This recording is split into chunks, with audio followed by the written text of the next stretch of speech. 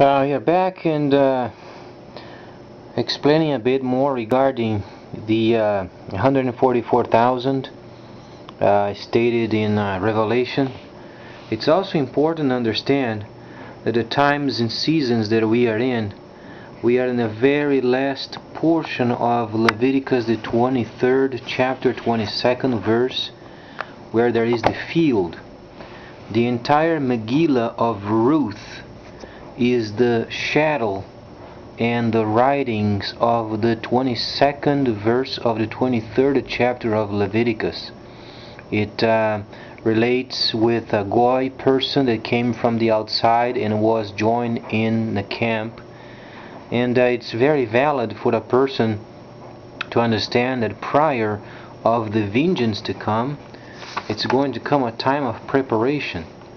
And it's very evident because in this case we can observe the tribes, for instance, and then on the 7th chapter of Revelation, and then starting on the 4th verse, and then heard myself the number of them that were sealed, 144,000 sealed from every tribe of Israelites.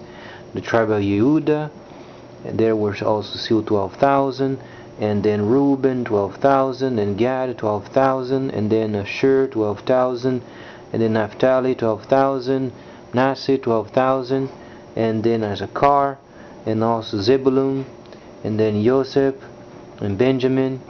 And then so these, they explain what it means in terms of the structure of the priests. And these, what it's going to take place is the rotation in the temple or in the tabernacles during the time of the vengeance. So then we understand from the start of Revelation those 7 churches. And we understand also that the plan of Yahshua, what he was expecting to have during his time, was a city that was closed. And then the temple closed, and they were obviously set apart for the work of Elohim during the time he came, because there was a second transition coming from the time of old. And Yahshua was expecting a place that was ready for the second transitional point, and there would be the imputing of the grace in the Torah on behalf of the Goys outside of the camp. So then, from this viewpoint, we can understand what it means, Revelation 144,000. But then there is also a point where these 12 and 12 and 12 and many 12s, they are also related with the 12 disciples. So then we understand what Yahshua then is doing. When he was outside and he was preparing the groups to go out in groups and then forming other holy lands, he was not at that point informing precisely in terms of the Goys what it would be in the future for them to serve in the Kadosh Kadoshims or in the tabernacles of each camp. It was a time of lots of situations going on at the same time, and the plan wasn't as per the original plan. Examples are Moses, he gave a certificate of divorce. That was not part of the plan. And there were many other points that they were not part of the plan, that were placed in, that were included in. So then we can understand, for instance, the number of these people born without sin for the purpose of being servicing in the Kadosh Kadoshims while there is the vengeance going on the earth. So it is very, very evident. In terms of the rotation, how is it going to be? It's going to be as it was before. There was no change.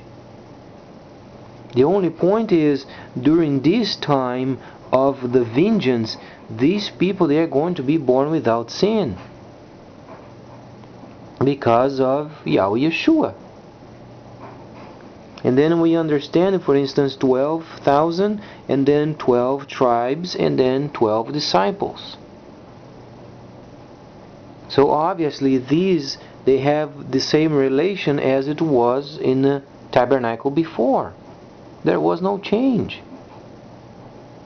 So then when Yahshua were then sending groups, and then they were there, they were being sent out, obviously he was not very concerned with kinds of people they would be sending, because they had to use what they had.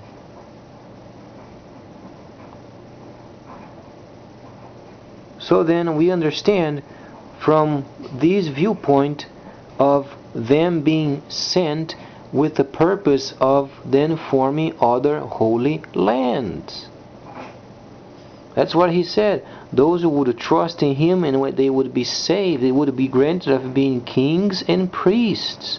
They would be turned into the Shilishim. They would be trained. But then imagine later how many people would come from the line of the Levites, coming from the Goys. Not very many. They had to form people from the outside. However, this number of the 12,000, 12 each from the 12 tribes, they would have a similitude while the people they were selected, because there was a shadow picture to come.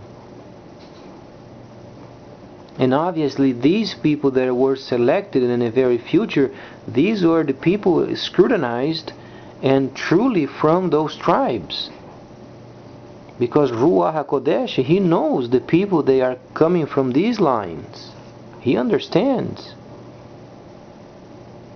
But the main point, while the people are preparing the camps, is making sure, doing what Yahshua said. Those who were saved, he would be granting the position of kings and priests.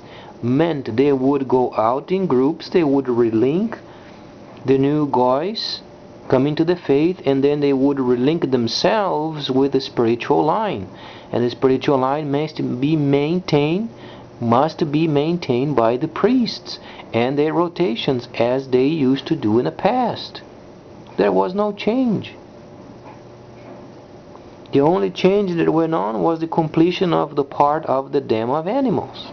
It was substituted by the word of the person with the sin, trusting in Yahshua and what he did. The rest remained the same. So when a person is making a reference to the camp, it does not mean the camp of each tribe. When they go out in groups, they form a camp, only a camp, not 12 camps. 12 camps was before. They would be together in a camp. Because then Yahshua said, those that would come to him, he would grant the position of kings and priests. So then it's not 12 tribes, and then from each of them then would be nearly undoable, because there is not people from the Goys that were granted after training to be priests and kings, and then coming from the line of each tribe. It would not make sense. But obviously at the very end, then these people would be then selected. But these are going to be selected by Ruach HaKodesh, and he knows what he does. So our point is understanding the fact of what Yahshua said. Those that would come to him and be saved and washed away of their sins, he would grant them to become priests and kings. And who makes the selection? Ruach HaKodesh. There are those, for instance, they are coming from the Holy Land with the Levitical line, and then they go out as many as they can. Those, they remain as it was. But then as they form more groups, then they run out of those people at time. And then they have to select people from the Goys. Then they are taught in the line of each of those.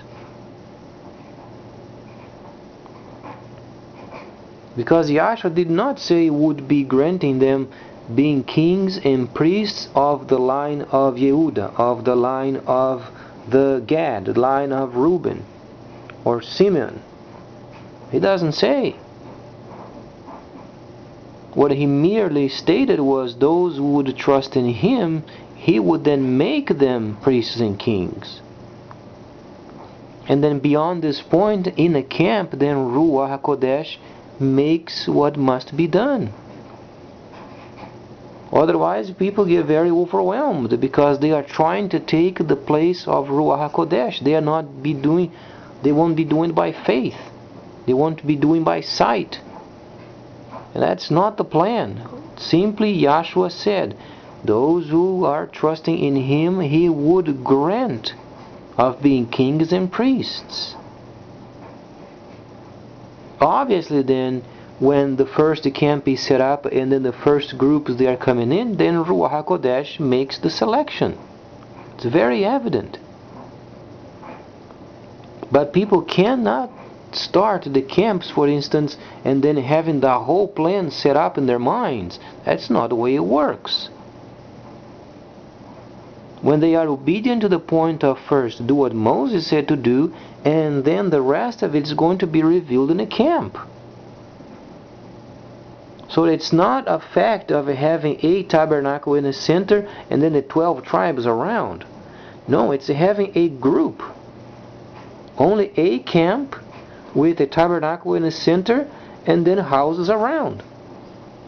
And then tabernacle, and then obviously the priests around the tabernacle, and then fenced around that area with tabernacle and the priests, because they are the only people that are going to be serving in the Holy of Holies. And then another perimeter set on the outside that would delineate their area, where the goys would have in their own houses. So they can maintain the fields and making sure that the perimeter of the temple and the house of the Levites, those selected for the service of the temple, they are serviced with water, with provisions from the land that the goys are serving them with. So this is what this camp means.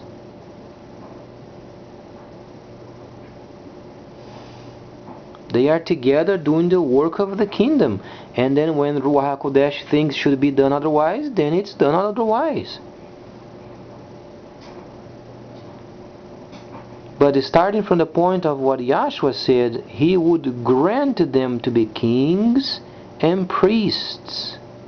Dual role.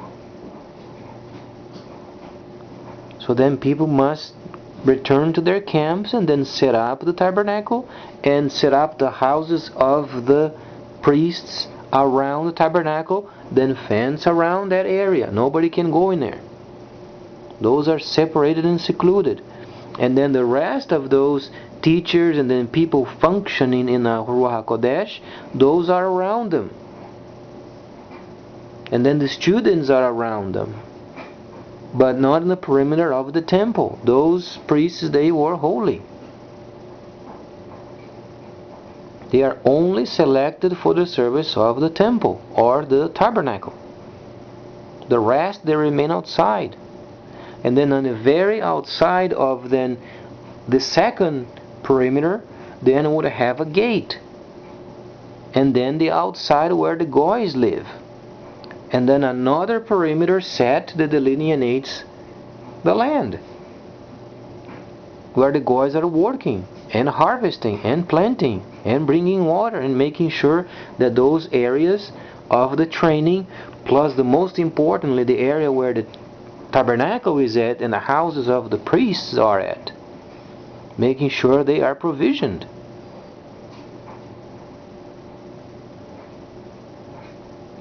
Because it has to do what Yahshua said. He would grant them to become kings and priests. From where? From the goys. Because they are going to rescue the goys as they were rescued from Egypt. They would go out and they would bring the goys outside from the world that they are in slavery, slaves of the world, into the camp to be trained. And then when Ruach HaKodesh draws them from there, then they are placed in houses, but not amongst the priests. They are on the other side of the perimeter of the priests, along with the teachers, along with the people functioning in Ruach HaKodesh, and prophesying, and healing, and miracles, and words of wisdom, and tongues, interpretation of tongues, and the functions of Ruach HaKodesh. Then start making more sense. And then later, as we can observe, this fact of each of the 12,000 from a specific tribe, then later on, Ruach HaKodesh, he makes his own selection. There are steps of formation. So then when the people go out in groups, they are not going out on mountains and places where they have their camps in sets of 12s. That's not doable. That's not what Yahshua said. How would they go out in groups of 12s if they are going to be hiring guys from the outside of the camp? It doesn't make sense. However, there would be obviously groups that would come out from Jerusalem, and they would be from those tribes. That's perfectly fine. But what is their objective after they go out in the first group and the second group and the third? After a while, there are no more priests from those tribes. And then the objective is hiring those guys from the outside, and they are saved. And then they would be representatives of being kings and priests. Then they are going to be trained.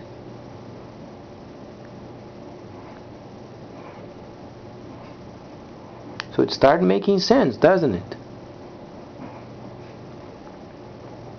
So then, obviously, then the Sanhedrin would be the 70 elders, and they are going to be in charge of preparing those students. There are the 70 elders, those are holy people, as they were before. And they are going to be in a place where they are going to scrutinize the students, making sure that they understand the Torah, and making sure they are functioning in Ruach HaKodesh, and functioning also in the senses. And they are then completely prepared before going out of the camp. So it makes sense, doesn't it? It's not only the fact that they are going in the camp, in the first perimeter of the area, to learn, and then would be on their own. No, it's not. They're going to study the Torah every day. And then when they are prepared in entire Torah, from Bereshit up to the last portion of Revelation, and then including also the Torah grace, Yahshua, what he did, and then the vengeance, and the preparation for the vengeance, and the whole works. Going to be scrutinized, and the students are going to learn. So when they go out themselves, then they are prepared. And some of them are going to be having, for instance, function in miracles, or in healings, or in prophecy, or in teaching, or in wisdom, or in tongues, interpretation of tongues, in discerning of spirits. So this is what the plan is. So there are not 12 tribes and then the delineation of the land and then the tabernacle in the center. No. Simply the tabernacle in the center as it was prescribed by Moses, and then as Yahshua said, he would make priests and kings. So then those people outside, the slaves of the world, going to be brought in the camp, and then from there Ruach HaKodesh does the rest of the work.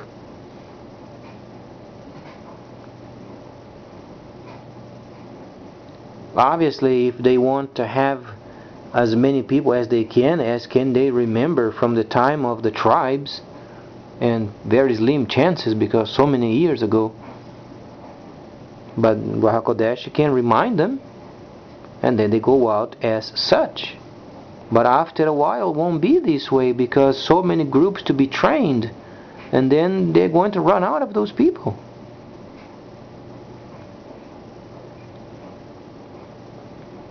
But it doesn't take much for a person to understand that at least each person per tribe would be involved in a group, because they have to explain what the tribe means and what they did and what it means in the context of the Torah. Ruach HaKodesh can do this from any person that is endowed with understanding. But obviously it would be preferable of having these done.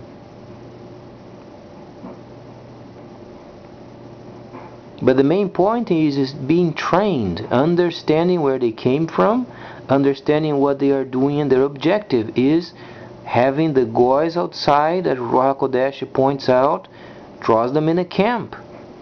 Train another group. Priests, they don't get involved with them. They have a very important work. They have their own seclusion. They are mainly concerned with Kadosh Kadoshim and maintaining the spiritual line clean and clear. They don't mix with the others as they didn't mix with them in the past. Does it start making sense? So then stay tuned.